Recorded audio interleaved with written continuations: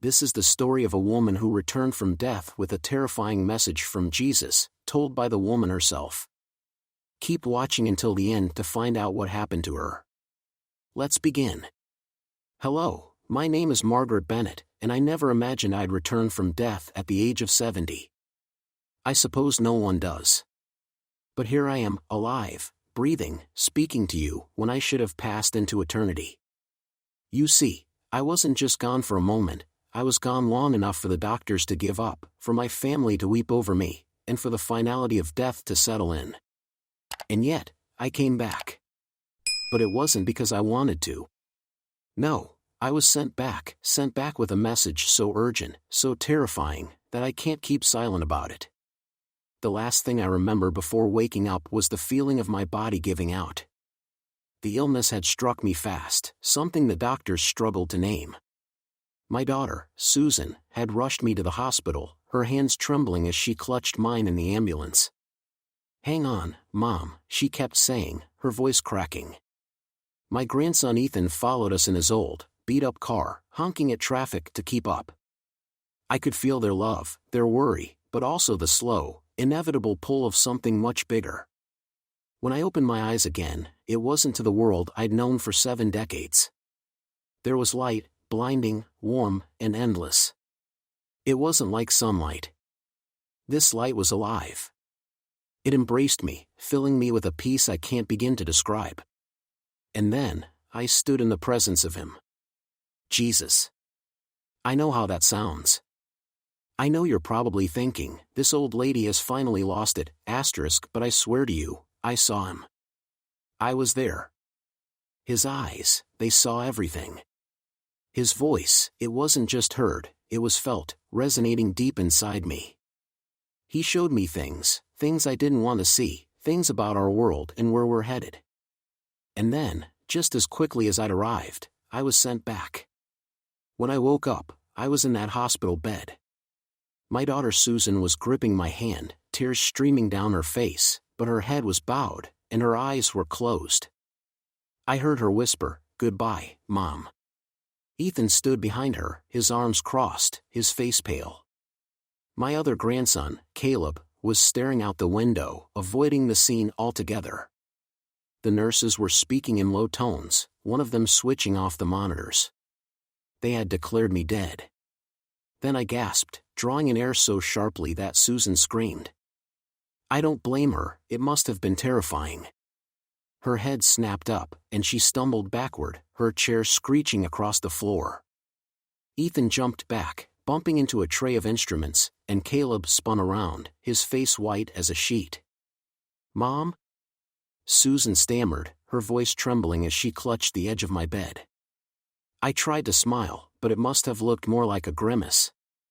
My body felt heavy and sluggish, but I forced the words out. "I'm back," I whispered, my throat dry and raspy.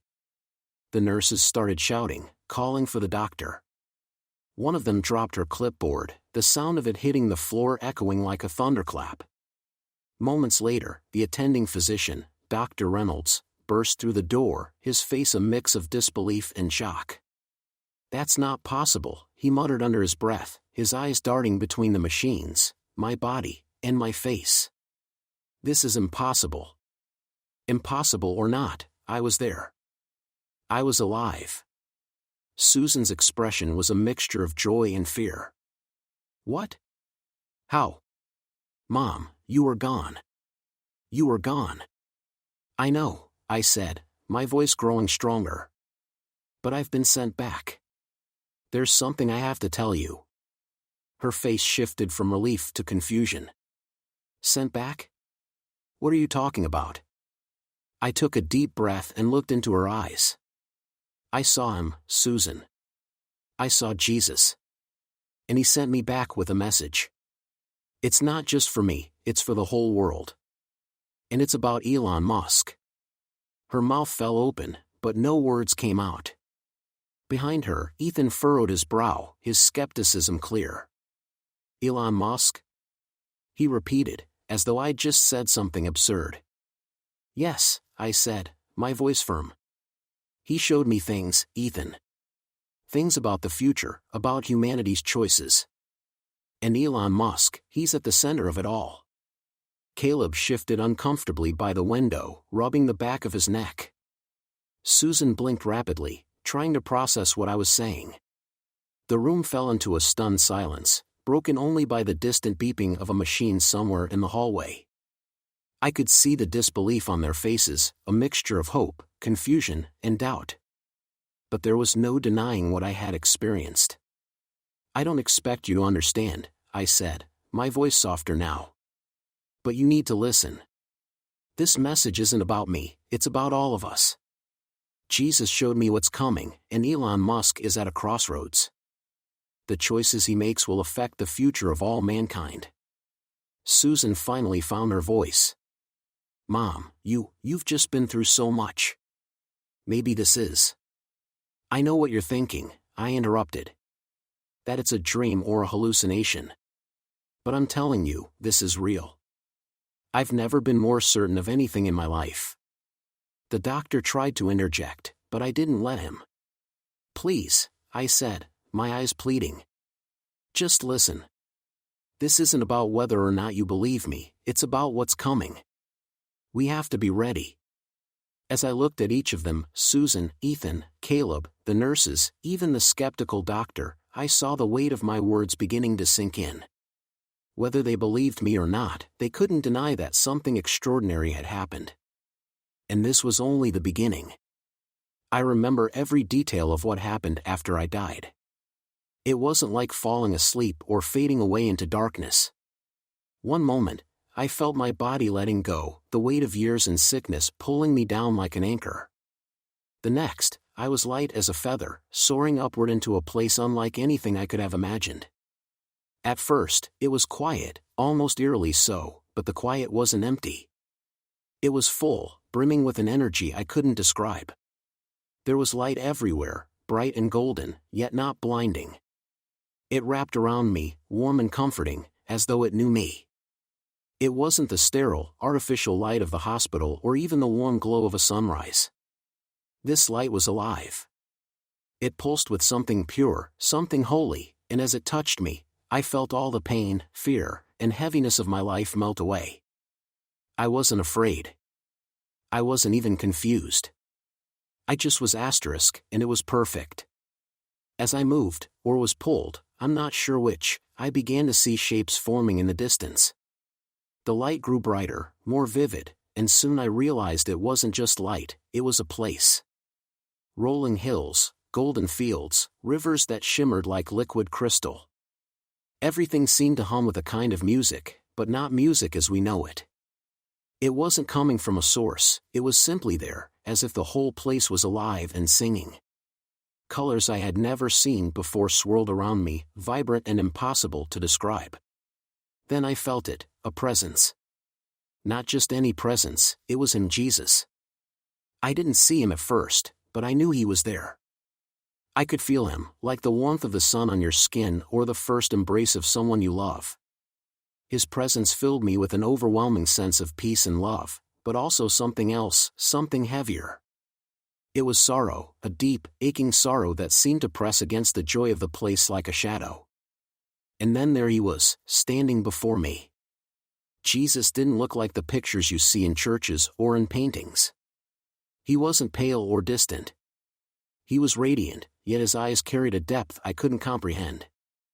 They were kind, but they also saw everything asterisk, every thought, every deed, every secret I had ever held in my heart.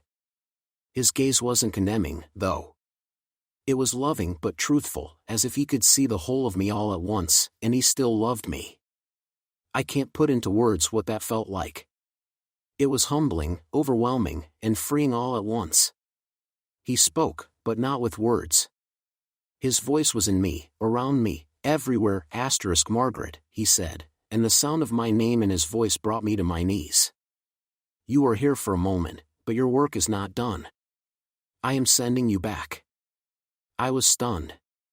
Sending me back? I had only just arrived. I didn't want to leave this place, this peace, this perfection. But he wasn't finished. There is a message you must deliver, he continued. A message for the world. At that moment, Visions began to flood my mind, images, sounds, and feelings I couldn't begin to process all at once. I saw the earth spinning in the vastness of space, beautiful yet fragile. I saw humanity, busy and distracted, rushing towards something they didn't fully understand. There was so much light, so much innovation, but there were also shadows creeping in. Greed, corruption, and a dangerous reliance on things they didn't control. Then one name stood out among the chaos: Elon Musk. I saw him clearly, standing at the center of it all. He was surrounded by towering structures of glass and steel, machines that seemed alive, and pathways that led to the stars. He was both a builder and a destroyer, a man of immense power and influence. But he wasn't alone. Behind him, I saw figures, some whispering encouragement, others sowing doubt. It was as if he were walking a tightrope, teetering between two fates, one of creation and one of destruction. Jesus' voice came again, steady and sorrowful. He is at a crossroads. The choices he makes will shape not just this world but worlds to come. I didn't understand at first. Why Elon Musk? Why was this one man so important? But Jesus showed me more. I saw the technologies Musk was creating: spaceships hurtling toward distant planets, machines that could think and feel, wires connecting human minds to computers. These weren't just inventions, they were tools that could either elevate humanity to something greater or sever it from its soul. Pray for him, Jesus said. Pray for the choices he will make, for the enemy seeks to use his brilliance against him. I felt the weight of those words settle on me like a heavy cloak. I wanted to ask questions, to plead for more time to understand, but I couldn't speak. The visions kept coming. I saw the earth again, but this time it was different. In one version, it was vibrant and alive, a place where technology and faith worked together to bring harmony. In another, it was cold and lifeless, a world dominated by machines and stripped of its humanity. The contrast was stark, and the message was clear: the future was hanging in the balance. Margaret, Jesus said again, his voice gentle but firm. You must go back and tell them. Tell them what you have seen. Tell them to pray, to guide, and to hope. This path is not set in stone. There is still time. Before I could protest, before I could even think to ask, why me? The light began to fade. The music, the colors, the warmth, all of it started slipping away. I felt myself being pulled back down, away from the perfection of that place. And then, I was in darkness again. The next thing I knew, I was gasping for air, my daughter screaming, and the world crashing back around me. But even as I returned to the confines of my old, frail body, the message burned within me. It was as if it had been etched onto my soul, and I knew I had to share it, no matter how impossible it sounded. Jesus had sent me back, and I couldn't ignore what he had shown me. The future depended on it. The hospital room was still buzzing with confusion and disbelief as I began to explain what had happened. My daughter Susan sat beside me, her hand on mine, while Ethan and Caleb stood nearby, their faces pale and drawn. Dr. Reynolds had taken a step back, his arms crossed, skepticism clear in his expression. The nurses whispered to one another in the corner, unsure whether to stay or leave. But I didn't have time for their doubts or questions. What I had seen, what I had been told, was too important to let their disbelief deter me. I know this is hard to understand, I began, my voice trembling but steady. I know how impossible it sounds. But I'm telling you, I saw Jesus. I stood before him, and he showed me things I can't unsee. He gave me a message, one that the world needs to hear. Susan tried to smile, but it was weak, her confusion showing in the tight lines around her mouth. Mom, you've been through a lot, she said gently, as if trying to calm me. Maybe this is just your mind trying to make sense of. It's not my mind, Susan, I interrupted, squeezing her hand. I'm not confused, and I'm not crazy. This is real. He spoke to me, and he told me to come back for a reason. Ethan let out a small, nervous laugh and rubbed the back of his neck. Grandma, you're saying you saw Jesus? And, what? He sent you back with a message? For us? For the world? He stopped himself, his skepticism evident. That's a lot to take in. I looked directly at him, my gaze steady. I know you don't believe me, Ethan, but you will. You have to listen. This isn't about me, it's about all of us. Jesus showed me what's coming, and it's bigger than anything you can imagine. Caleb, who had been silent until now, shifted uncomfortably in his spot by the window.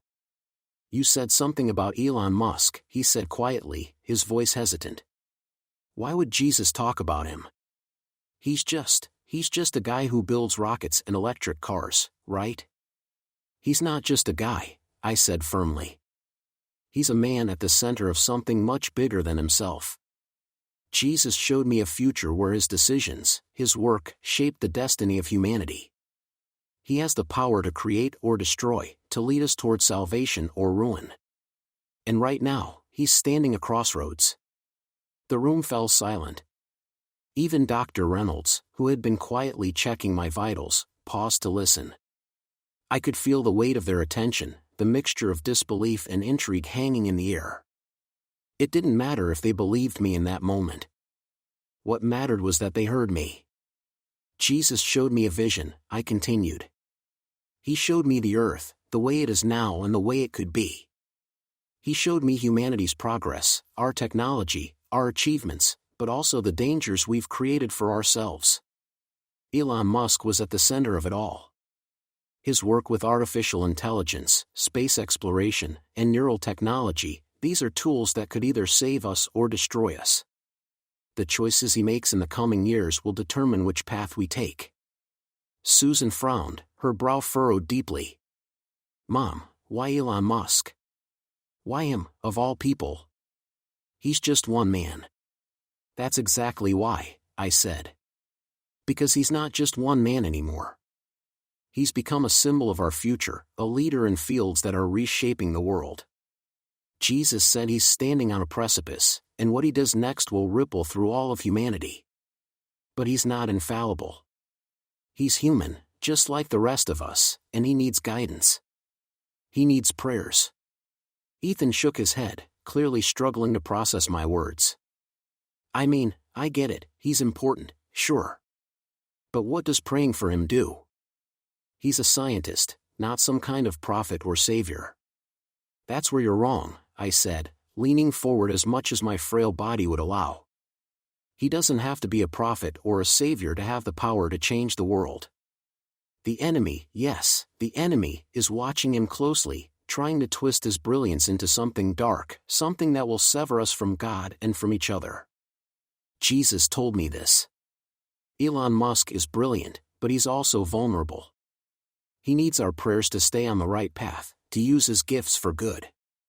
Dr. Reynolds, who had been silent until now, finally spoke. Mrs. Bennett, he said cautiously, I don't mean to be disrespectful, but you've just been through an extraordinary experience. It's not uncommon for people who've had near-death experiences to see visions or, I wasn't near death, doctor, I interrupted sharply. I was dead. I know the difference. And this wasn't some hallucination or dream. This was real. He opened his mouth to respond but stopped, as if something in my tone had silenced him. The room grew still again, the only sound the faint beeping of the heart monitor beside me. Susan sighed, her shoulders slumping. Mom, even if this is real, what are we supposed to do about it? How are we supposed to help Elon Musk? We're just ordinary, by spreading the message, I said simply, by sharing what I've seen and praying, not just for him, but for the world. This isn't just about one man, it's about all of us. We have to remember that technology isn't the enemy, it's a tool. And like any tool, it can be used for good or for evil. Jesus showed me both futures, and I'm telling you, we want the future where we use it for good. But that future won't happen unless we act. Ethan crossed his arms, his skepticism softening into something closer to curiosity. What did these futures look like? He asked. What exactly did you see? I hesitated, the memory of those visions flashing vividly in my mind. In one future, I said slowly, the earth was vibrant, full of life. Technology worked hand in hand with nature and faith. People used their innovations to heal, to connect, to grow closer to each other and to God. But in the other future I paused, the image of that cold, lifeless world burning in my mind. It was empty, soulless. Machines had taken over everything, and humanity had become a shadow of itself. There was no love, no faith, no connection, just cold efficiency and loneliness. Caleb shuddered visibly. And you think Elon Musk has the power to decide between those futures? I know he does, I said. And so do we. Our prayers, our choices, they matter. Jesus showed me that this isn't set in stone. We still have time, but we have to act now. The weight of my words hung in the air, pressing down on all of us. I could see the doubt in their eyes, but I could also see something else, a spark of belief. However faint, it was enough. It had to be enough. The days following my return were a whirlwind of emotions, confusion, and a strange kind of energy that seemed to ripple outward from the moment I woke. Word spread quickly in the small town where I lived, and soon my survival, and the story of what I had experienced, became the talk of the community. At first, it was just whispers in the hospital halls, the nurses and doctors exchanging glances and quiet conversations. Then, as I was discharged and sent home, it seemed like the entire world had shifted in a way I couldn't quite explain. Susan stayed with me, refusing to leave my side. She claimed it was to help me recover, but I could see the worry in her eyes. She watched me closely, as though waiting for me to slip back into the realm I had so briefly left. Ethan and Caleb came by often, their curiosity outweighing their skepticism. They'd sit in my living room, asking questions that ranged from hesitant to outright challenging. "Grandma," Ethan asked one evening, leaning forward in his chair, "if what you saw is real, then why you? Why would Jesus choose you to deliver a message about someone like Elon Musk?" I smiled faintly, folding my hands in my lap. "Because I'm not anyone special," I said. "That's the point. This message isn't about me, it's about all of us. Jesus doesn't choose based on status or power. He chooses based on faith, on willingness. And maybe I was the only one who would listen." Caleb frowned, sitting on the arm of the couch. "But why talk about Musk specifically? There are so many powerful people in the world, politicians, leaders, billionaires.